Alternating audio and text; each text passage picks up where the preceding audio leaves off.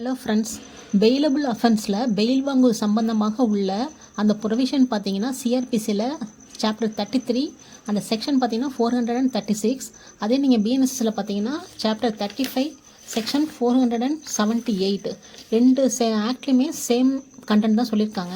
அதில் பார்த்தீங்கன்னா மொத்தம் 2 சப்செக்ஷன் இருக்குது. சப்செக்ஷன் 1ஐ பொறுத்தவரையில் என்ன சொல்லியிருக்காங்கன்னா, நான் பெயிலபிள் அஃபென்ஸ் அல்லாத மற்ற வழக்குகளில், அதாவது மறைமுகமாக பெயிலபிள் அஃபென்ஸில் என்ன பண்ணணும்னா, எந்த நபரும் கைது செய்யப்பட்ட போதும் அல்லது காவல்நிலை பொறுப்பு அதிகாரியால் வாரண்ட் இல்லாமல் அணைத்து வைத்துள்ள போதும் அல்லது அந்த நபர் நீதிமன்றத்தில் ஆஜராகும் போதும் அல்லது நீதிமன்றத்திற்கு கொண்டு வரப்படும் போதும் மற்றும் அவ்வாறு காவல்நிலை அதிகாரியால் காவலில் உள்ள நிலையில் அல்லது நீதிமன்ற நடவடிக்கை எந்த நிலையிலும் அந்த நபர் எந்த நேரத்திலும் பிணை மனு வழங்க தயாராக இருக்கிறார் என்னும் பட்சத்தில் அந்த நபர் ஜாமீனில் விடுவிக்கப்பட வேண்டும். Shall be released. சரிங்களா? இது சப்செக்ஷன் 1.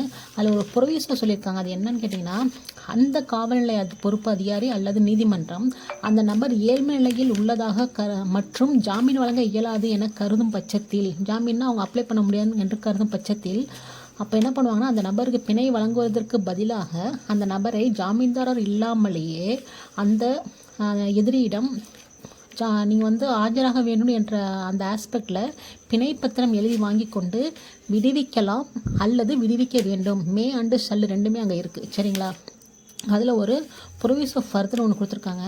அது பார்த்திங்கன்னா சிஆர்பிசி 116 சப்செக்ஷன் 3, அதே போல் 446 கேபிட்டல் ஏ அந்த வழக்கில் அந்த ஃபோர்ஃபிச்சர் ஆஃப் பாண்ட் நடவடிக்கை எடுப்பாங்க இல்லையா, அது இந்த பிரிவில் உள்ள விஷயம் எதுவுமே தடை செய்யாது, பாதிப்பை ஏற்படுத்தாது என்று கருதப்பட வேண்டும் என்று சொல்லியிருக்காங்க.